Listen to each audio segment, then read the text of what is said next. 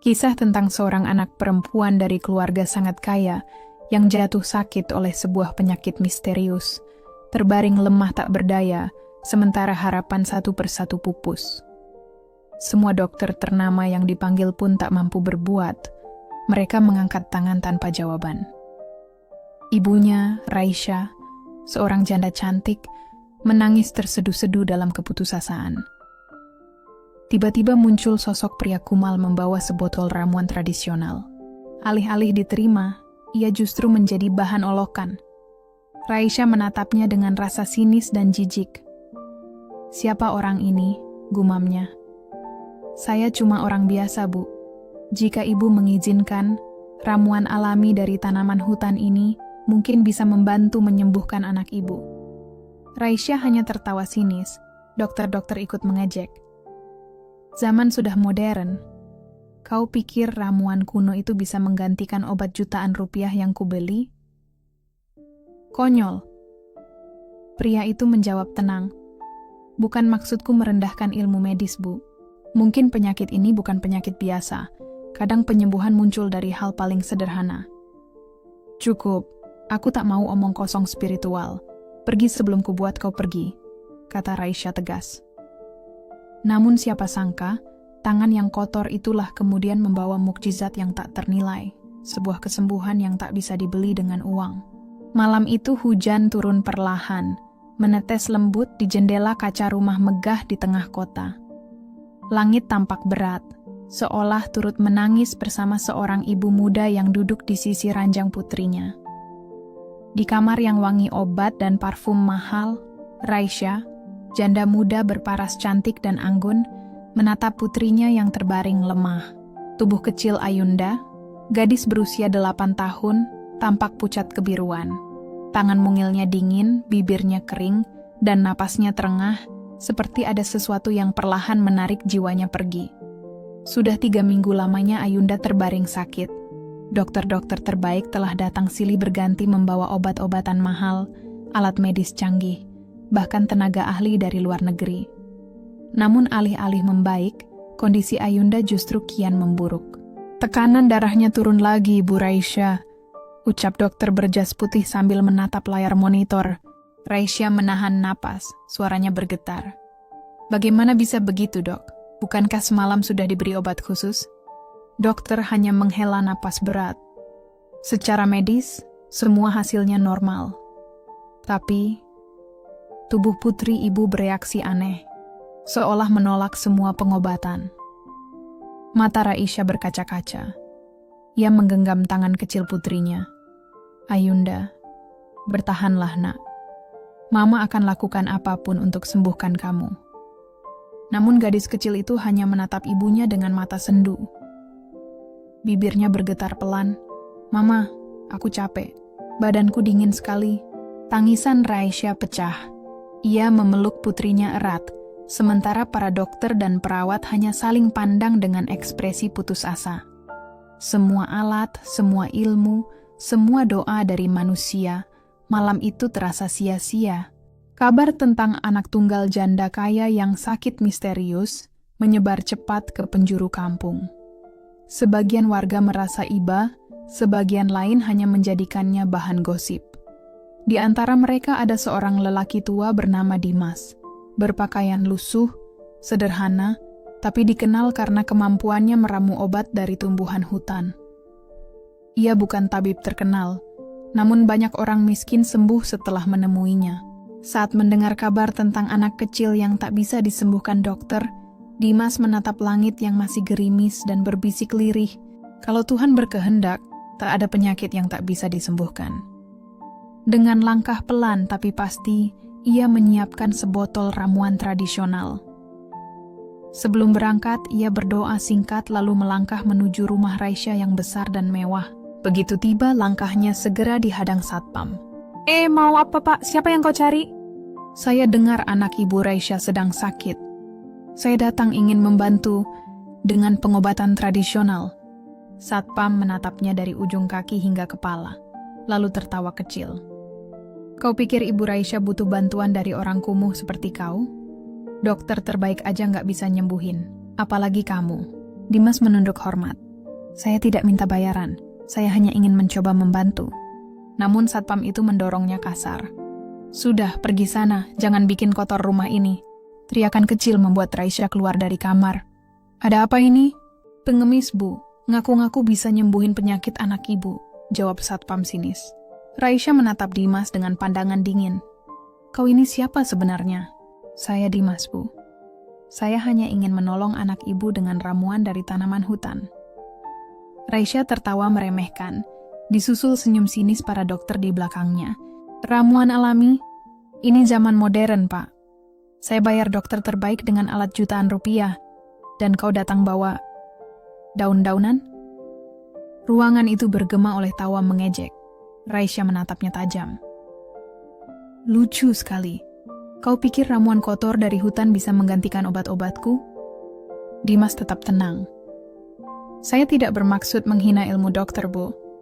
Tapi mungkin penyakit anak ibu bukan hanya sakit tubuh, tapi juga ujian hati. Kadang, Tuhan menunjukkan kuasanya lewat hal sederhana yang tak kita sangka. Ruangan mendadak hening. Tapi Raisya kembali meninggi. Cukup, aku tidak butuh omong kosong spiritualmu. Pergi sebelum aku suruh usir paksa. Salah satu dokter menimpali sinis. Kasihan, zaman sudah modern masih percaya tahayul. Dunia tak butuh dukun seperti kamu, Pak. Dimas menatap satu persatu wajah di hadapannya. Tak ada amarah, hanya tatapan penuh iba. Saya paham Tuan dan Nyonya. Tapi ingatlah, keajaiban Tuhan kadang datang dari arah yang paling kalian hina. Raisya mengibaskan tangan. Sudah, keluar. Dimas pun berbalik, melangkah perlahan meninggalkan rumah megah yang dipenuhi kesombongan. Di dalam kamar, Ayunda menatap punggungnya yang menjauh. Aneh. Ada ketenangan di dadanya, seolah sosok itu membawa cahaya yang lembut. Dan malam itu, tanpa Raisya sadari, ia baru saja mengusir orang yang akan menjadi perantara Tuhan untuk menyelamatkan nyawa putrinya. Langit sore itu menggantung kelabu. Hujan turun tipis, menetes di atas tanah yang mulai becek. Di bawah rindangnya pepohonan, Dimas berhenti melangkah. Ia menatap rumah besar di kejauhan, megah, berlampu terang, tapi terasa dingin dan angkuh. Di tangannya, tergenggam botol kecil berisi ramuan herbal. Lelaki tua itu berbisik lirih. Tuhan, kalau Engkau izinkan, aku akan kembali. Bukan untuk kemuliaanku, tapi agar mereka tahu, Engkau tak pernah memandang siapapun rendah. Dimas kemudian melangkah pelan, menyatu dalam kegelapan malam dan suara hujan yang membawa awal dari mukjizat yang belum disadari siapapun. 7 hari telah berlalu sejak lelaki lusuh itu diusir dari rumah besar itu. Namun kondisi Ayunda, putri kecil Raisya, justru semakin mengerikan. Tubuh mungilnya kini makin kurus, kulitnya membiru di leher dan tangan. Bercak hitam muncul di dadanya, tak dapat dijelaskan oleh dokter manapun. Suhu tubuhnya naik turun tak menentu, dan setiap malam pukul 2 dini hari, Ayunda selalu terbangun sambil menjerit kesakitan. Panas, Ma. Badanku panas tapi dingin di dalam. Keluhnya lemah sambil menggenggam tangan ibunya. Raisya tak lagi mampu menahan air mata. Wajahnya yang biasanya tegar kini pucat dan kusut. Bertahanlah, Nak. Mama di sini. Tolong bertahan untuk Mama. 4 dokter kini tinggal di rumah besar itu, bergantian menjaga dan memantau kondisi Ayunda. Berbagai alat medis terpasang, monitor jantung, tabung oksigen, dan mesin-mesin canggih yang berdengung sepanjang malam. Tapi hasilnya tetap sama, membingungkan. Secara medis, tak ada yang salah, ujar seorang dokter spesialis paru. Darahnya normal, organ vitalnya baik, tambah yang lain. Tapi tubuhnya bereaksi seolah sedang melawan sesuatu yang tidak ada. Raisya memegangi kepalanya, setengah histeris. Bagaimana bisa kalian tidak tahu? Kalian dokter kan? Kalian bilang anak saya akan sembuh. Salah satu dokter menunduk, suaranya pelan. Kami sudah berusaha, Bu Raisya. Tapi, ini di luar nalar medis. Kemarahan, ketakutan, dan keputusasaan bercampur jadi satu. Raisya berlari keluar kamar sambil menjerit. Kalau kalian tak bisa menyembuhkannya, lalu siapa lagi yang bisa? Apa aku harus berdoa pada langit? Rumah besar itu berubah mencekam. Pelayan berjalan pelan, takut menimbulkan suara. Aroma obat, antiseptik, dan ketegangan memenuhi udara. Raisya tak tidur 2 malam berturut-turut. Ia duduk di tepi ranjang, menggenggam tangan putrinya yang dingin, matanya kosong menatap monitor jantung yang terus berkedip. Di luar, hujan turun lagi, membawa hawa lembab dan dingin yang merayap masuk ke setiap sudut kamar. Malam ketiga, suara langkah kecil terdengar di lorong. Seorang pembantu tua yang telah lama mengabdi, berdiri di depan pintu kamar dan berbicara pelan. Bu Raisya, maaf kalau saya lancang, tapi mungkin sudah waktunya kita mencari pertolongan lain. Raisya menatapnya tajam. Maksudmu apa? Orang-orang kampung bilang, penyakit aneh seperti ini kadang tak bisa disembuhkan dokter. Mungkin kita perlu orang yang lebih peka, seperti Pak Dimas. Nama itu membuat dada Raisya bergetar. Wajahnya memanas, suaranya meninggi. Cukup, jangan sebut nama itu di rumahku. Aku tak percaya pada dukun kotor itu. Dia hanya penipu yang ingin cari keuntungan. Pembantu itu menunduk, suaranya gemetar. Maaf Bu, saya hanya ingin membantu. Keluar, jangan pernah sebut nama itu lagi di hadapanku. Bentak Raisya keras, menunjuk pintu. Namun setelah pintu tertutup, Raisya termenung lama. Di hatinya, sesuatu mulai bergolak. Rasa takut bercampur penyesalan. Bayangan wajah Dimas terlintas di benaknya.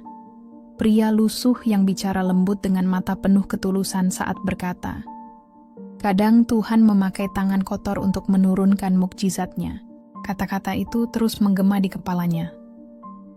Ia menutup telinga, tapi suara itu tak bisa diusir. Menembus hati yang mulai retak oleh keputusasaan. Tepat pukul 2 dini hari, jeritan Ayunda kembali mengguncang rumah. Lebih keras dari biasanya. Tubuh kecil itu melengkung ke belakang, matanya terbuka lebar menahan rasa sakit luar biasa. Mama, sakit. Suaranya lemah, nyaris tak terdengar. Para dokter berlari masuk. Obat disuntikan, infus dipasang ulang. Namun semuanya sia-sia. Monitor jantung bergetar tak beraturan, suhu tubuh Ayunda melonjak hingga 41 derajat. Ayunda, bangun nak, tolong buka matamu. Teriak Raisya histeris, mengguncang tubuh anaknya. Dokter tua itu menatap layar monitor dengan wajah muram. Bu Raisya, kami sudah melakukan semua yang bisa. Jika keadaan terus begini, kami tak bisa berbuat banyak lagi. Jangan bilang begitu, kalian dokter profesional, kalian harus punya cara. Tapi sang dokter hanya menatapnya dengan iba. Tidak semua penyakit berasal dari tubuh, Bu. Kadang ada hal-hal yang tak bisa dijelaskan ilmu pengetahuan. Kata-kata itu membuat Raisya terdiam. Tangannya gemetar. Ia menunduk, mencium tangan putrinya yang lemah sambil menangis terseduh. Kalau ini bukan penyakit biasa, lalu apa Tuhan? Apa yang kau inginkan dari kami? Hujan di luar semakin deras, disertai petir yang sesekali menyambar, menerangi wajah Raisya yang basah oleh air mata. Di titik itu, hatinya yang dulu keras mulai runtuh perlahan. Ia menatap tangan kecil putrinya yang kedinginan, lalu menatap ke langit-langit kamar dan berbisik pelan, kalau memang ada harapan lain, siapapun dia, kumohon kirimkan padaku. Tak ada suara menjawab. Hanya hujan yang terus menetes di luar jendela, menemani isak tangisnya yang lirih.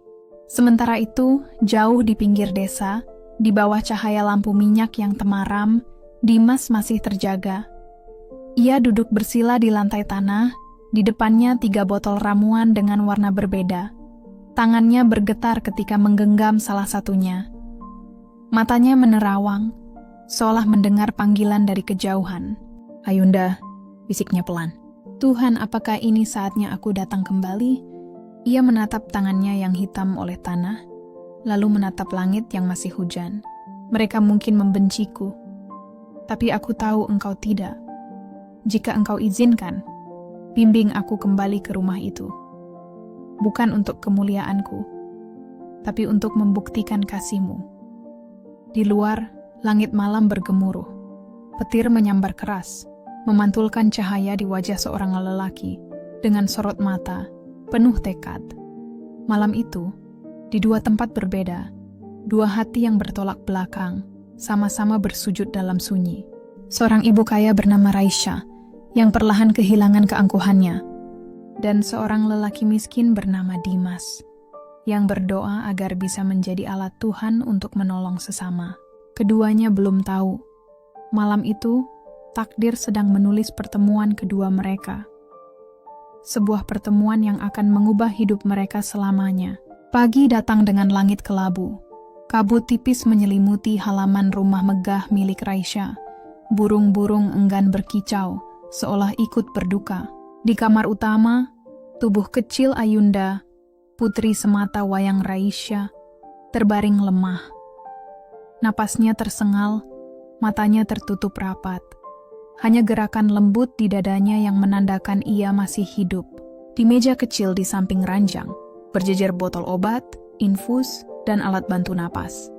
Tapi tak satu pun memberi tanda perbaikan. Raisya duduk di tepi ranjang, menatap wajah pucat anaknya. Air matanya telah kering.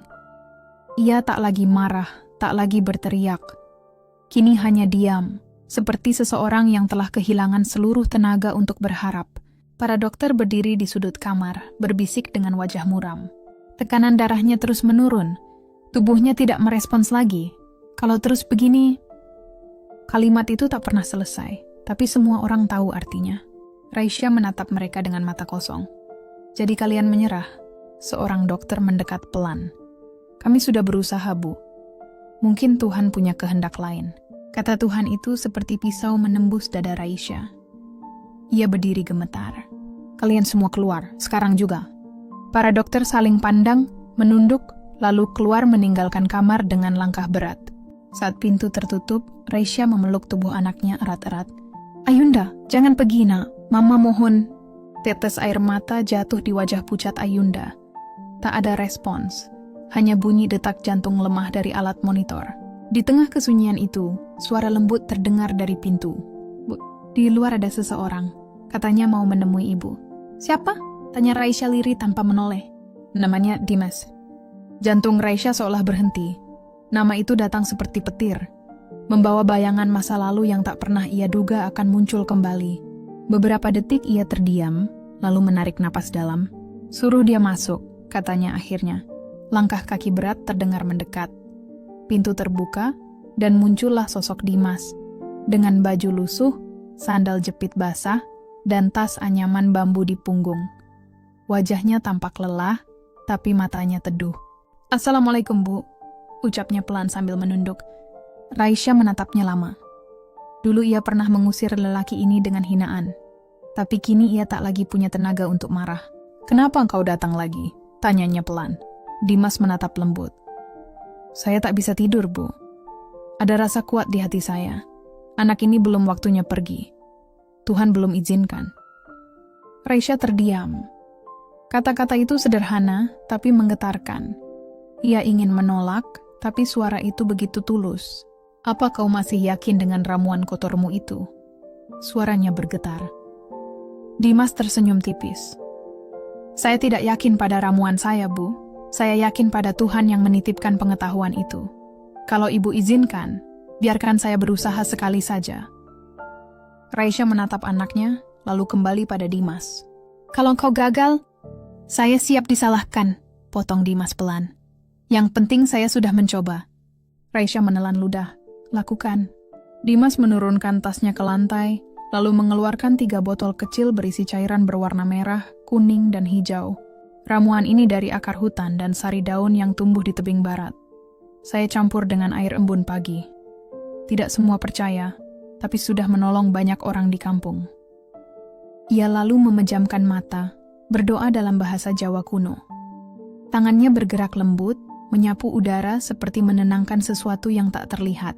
Beberapa tetes cairan ia masukkan ke mulut Ayunda, lalu mengusap dada anak itu dengan cairan hijau.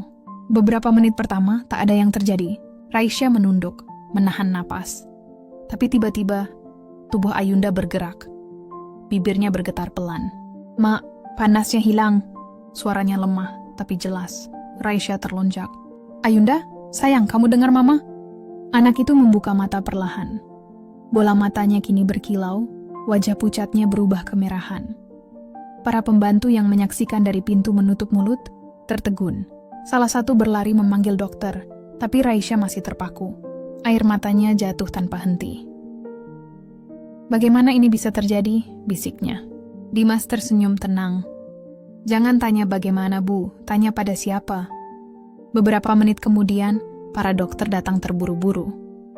Begitu melihat Ayunda duduk di ranjang, mereka terpaku.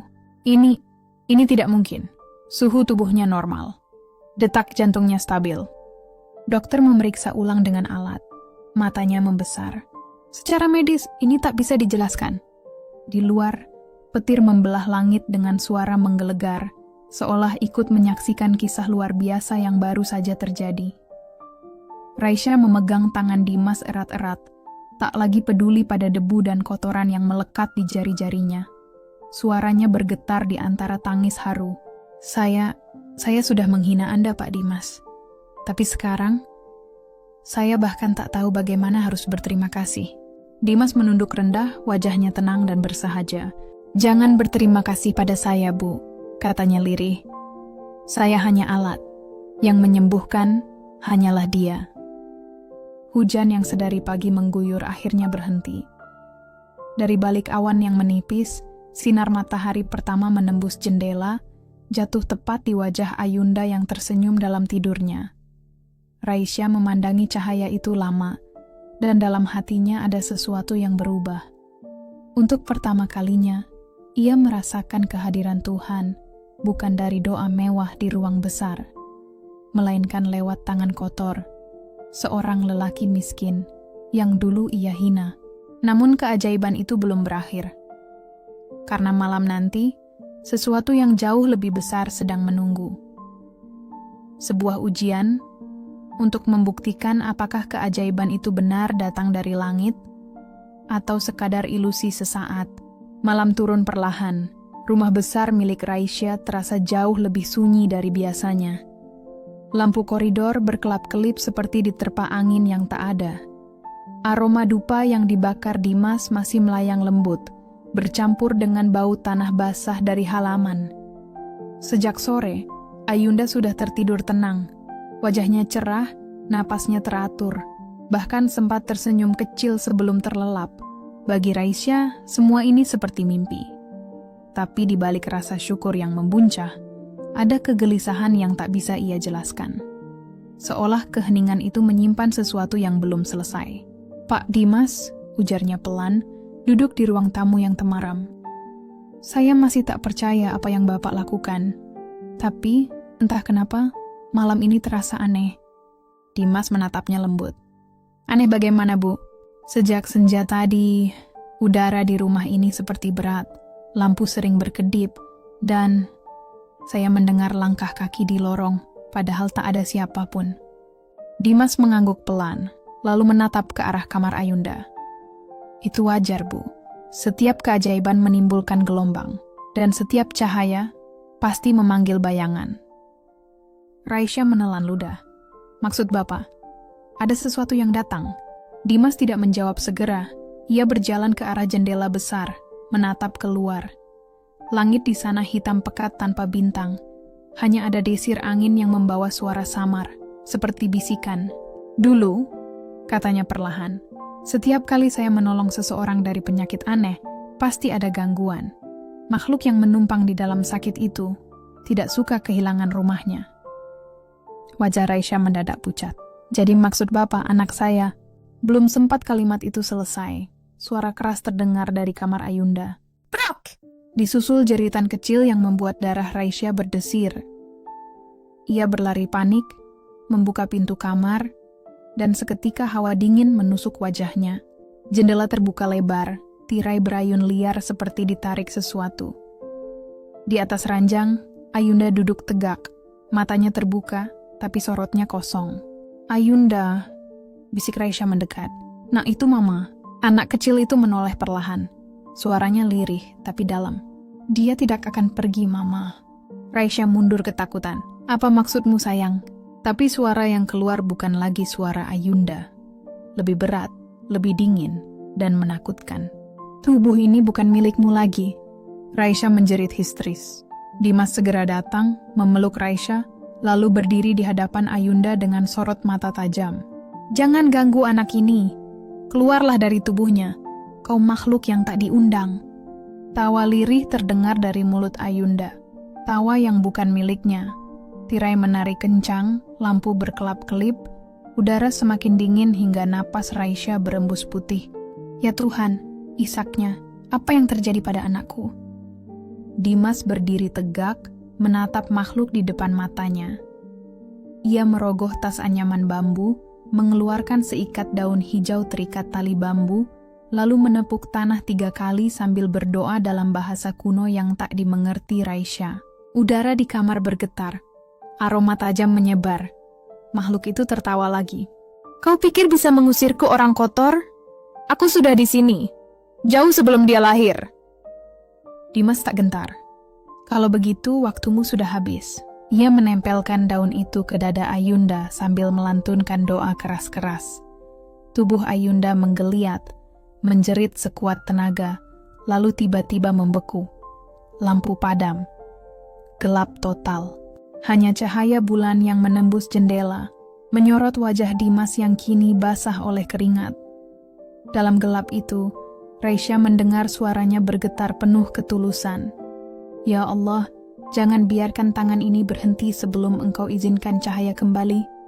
Detik berikutnya, hembusan angin besar menyapu kamar seperti badai kecil dari dalam.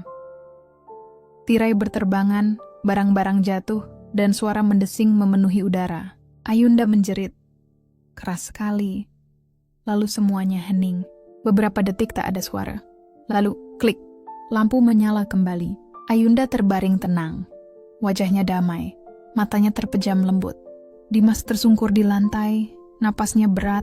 Tangannya masih menggenggam daun hijau yang kini hangus. Kering seperti terbakar. Di tengah cahaya remang yang menembus jendela, Raisya mengguncang bahu Dimas dengan panik. "Pak, Anda tidak apa-apa?" tanyanya terbata. Dimas membuka mata perlahan, tersenyum lemah, meski wajahnya penuh keringat dan tangannya penuh luka bakar. "Tidak apa, Bu. Yang penting anak itu sudah bebas." Raisya menoleh, menatap Ayunda yang kini bernapas teratur. Wajah pucat itu berubah menjadi damai. "Dia benar-benar sembuh," bisiknya tak percaya. Dimas mengangguk pelan. "Insya Allah, Bu. Tapi ingat, setiap mukjizat punya harga. Dan harga itu adalah keikhlasan hati untuk percaya." Raisya menunduk. Air matanya jatuh di tangan Dimas yang kotor dan melepuh. Tangan ini, tangan yang dulu aku hina. Tapi justru tangan ini yang menyelamatkan anakku. Dimas tersenyum tulus. "Tangan kotor tidak selalu hina, Bu. Kadang justru tangan seperti inilah yang Tuhan pilih untuk bekerja." Di luar, angin perlahan berhenti berdesir. Bulan menembus awan dan sinarnya jatuh lembut di wajah Ayunda yang tersenyum dalam tidur. Raisya menatap ke langit, berbisik lirih, "Terima kasih Tuhan. Kau kirimkan mukjizat lewat orang yang paling tak kusangka." Namun malam itu belum benar-benar tenang. Dari ujung jalan desa, suara anjing menggonggong panjang mengarah ke rumah besar itu, seolah memberi tanda bahwa sesuatu belum berakhir. Dan di hati Dimas, ada firasat yang tak bisa ia jelaskan. Ujian sesungguhnya baru akan datang saat fajar tiba. Fajar pun menyingsing perlahan. Cahaya lembut menyusup lewat celah tirai, menyapa wajah Ayunda yang masih tertidur tenang. Suara burung bersahutan dari taman, membawa suasana baru yang penuh harapan. Raisya duduk di tepi ranjang sambil menatap putrinya. Senyum bahagia terukir di wajah yang sempat kehilangan cahaya. Namun di sudut kamar, Dimas tampak lemah bersandar di kursi. Wajahnya pucat, matanya sayu. Raisya segera menghampiri. "Pak Dimas, bagaimana keadaan Anda semalam?" Anda pingsan. Saya takut terjadi sesuatu. Dimas tersenyum tipis. Tak apa, Bu. Setiap kali saya menyalurkan tenaga untuk penyembuhan, sebagian tenaga hidup saya ikut terbakar. Itu sudah biasa. Raisya menatapnya sedih. Tapi Bapak bisa kehilangan nyawa kalau terus begitu. Dimas menatap ke arah jendela. Kalau itu harga yang harus saya bayar agar anak kecil seperti Ayunda bisa tertawa lagi, saya ikhlas, Bu. Air mata Raisya jatuh tanpa bisa ditahan. Ia menggenggam tangan Dimas erat-erat, tangan yang hangus oleh pengorbanan. Saya telah berdosa karena menghina Bapak dulu. Saya mohon maaf dari lubuk hati yang paling dalam. Dimas menatap tangan mereka yang bertaut, lalu berkata lembut, tak ada yang perlu dimaafkan, Bu. Kadang Tuhan menutup hati seseorang, hanya agar saat terbuka, cahaya yang masuk terasa lebih hangat. Keheningan memenuhi ruangan. Hanya suara detik jam yang terdengar. Lalu tiba-tiba, suara lembut memecah kesunyian. Ma, Raisya menoleh cepat. Ayunda membuka mata. Wajahnya bersinar, bibirnya tersenyum. Ayunda, seru Raisya, dengan air mata mengalir deras. Ia memeluk putrinya erat-erat, hampir tak percaya bahwa keajaiban itu benar-benar nyata. Dimas menatap mereka berdua dengan mata basah. Pak Dimas, suara kecil Ayunda terdengar lirih. Tadi malam aku bermimpi. Aku lihat cahaya putih besar. Ada Bapak di sana. Bapak bilang aku harus pulang ke Mama. Raisya menatap Dimas penuh haru.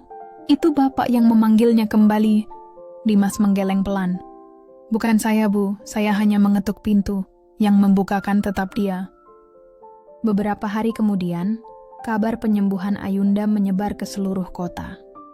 Banyak orang berdatangan ke rumah Raisya. Ada yang ingin berterima kasih, ada yang sekadar ingin menyaksikan mukjizat itu dengan mata kepala sendiri. Bahkan para dokter yang dulu merawat Ayunda datang dengan rasa malu bercampur takjub. Secara medis, kami tidak bisa menjelaskan hal ini, kata salah satu dokter. Tapi kami harus mengakui, ada sesuatu yang lebih besar dari sains. Raisya tersenyum kecil, memandangi Dimas yang berdiri di belakang dengan pakaian sederhana. Dulu, ia akan merasa malu berada di samping pria seperti itu. Tapi kini, ia justru merasa terhormat. Namun sore itu, setelah semua tamu pergi, Dimas berpamitan. Bu Raisya, saya harus kembali ke kampung. Ada orang lain yang membutuhkan bantuan. Raisya menatapnya cemas. Tapi Bapak masih lemah. Mengapa tidak beristirahat di sini dulu? Dimas hanya tersenyum lembut. Tempat saya bukan di rumah besar seperti ini, Bu. Saya lahir dari tanah, dan akan kembali ke tanah. Di sanalah tugas saya. Ayunda berlari menghampiri, memeluknya erat. Bapak, jangan pergi. Ayunda mau Bapak tinggal di sini. Dimas berlutut, mengusap kepala gadis kecil itu dengan lembut. Kau sudah kuat sekarang, Nak. Kalau Bapak tinggal, nanti banyak orang yang tak sempat sembuh. Ayunda menatapnya sedih, matanya berkaca-kaca. Bapak janji mau datang lagi kan? Dimas tersenyum, menatap ke langit yang mulai jingga. Kalau Tuhan izinkan, kita pasti bertemu lagi. Sebelum pergi, Dimas berhenti sejenak di depan pintu besar rumah Raisya. Pandangannya lembut, tapi dalam, seperti menyimpan makna yang tak terucap. Jangan pernah lupa, Bu Raisya, katanya pelan namun tegas. Kaya bukan berarti berkuasa, dan miskin bukan berarti hina. Tuhan menilai bukan dari seberapa mahal pakaian, tapi dari seberapa bersih hati seseorang. Raisya menunduk, menahan air mata yang mulai menggenang di sudut mata. Saya tidak akan lupa, Pak Dimas. Hidup saya berubah karena Bapak, ucapnya lirih. Dimas hanya menunduk hormat, lalu melangkah pergi. Langkahnya tenang, menyatu dengan cahaya senja yang mulai meredup. Matahari sore memantulkan warna keemasan di punggungnya, menciptakan siluet sederhana dari seorang lelaki yang membawa kedamaian. Sedikit demi sedikit, sosoknya menghilang di ujung jalan, meninggalkan jejak makna yang tak akan pernah hilang. Malam pun turun perlahan. Raisya berdiri di balkon kamar Ayunda, memandangi langit bertabur bintang. Angin malam menyapu lembut rambutnya, sementara pikirannya melayang pada setiap kata yang pernah diucapkan Dimas. Tangan kotor pembawa mukjizat, bisiknya pelan. Kini ia sadar. Mukjizat bukan sekadar menyembuhkan tubuh, tapi juga membersihkan hati dari kesombongan dan prasangka. Dari kejauhan, suara lantunan doa terdengar samar dari surau kecil di desa. Suara itu menenangkan, seolah menyatu dengan degup hatinya. Raisya menunduk, berdoa dalam diam. Ya Allah, Engkau kirimkan padaku seseorang yang tak kusangka. Lewat tangan kasarnya, Engkau ajarkan aku tentang kasih, kerendahan hati, dan keikhlasan. Lindungilah dia, dimanapun ia berada. Sementara itu, jauh di pinggir desa, di sebuah gubuk kecil di tepi sawah yang basah oleh embun, Dimas duduk bersila menatap langit malam. Wajahnya tenang, matanya teduh. Tubuhnya memang lemah, tapi senyumnya tulus. Dengan suara lirih ia berbisik, "Tugas 1 selesai. Jika engkau masih butuh tangan ini bekerja, hidupkanlah lagi. Tapi jika waktuku telah habis, izinkan aku pulang dengan damai." Angin malam berhembus lembut, membawa aroma tanah basah dan bisikan alam yang syahdu. Di langit, satu bintang jatuh perlahan, seolah memberi salam perpisahan bagi jiwa yang telah menunaikan tugasnya dengan tulus. Di dua tempat berbeda, dua hati kini terhubung oleh rasa syukur. Hati seorang wanita kaya yang belajar tentang rendah hati, dan hati seorang lelaki miskin yang mengajarkan arti ikhlas tanpa mengharap balasan. Keajaiban itu nyata, bukan karena ramuan atau kekuatan gaib, tapi karena hati yang bersih dan doa yang lahir dari ketulusan.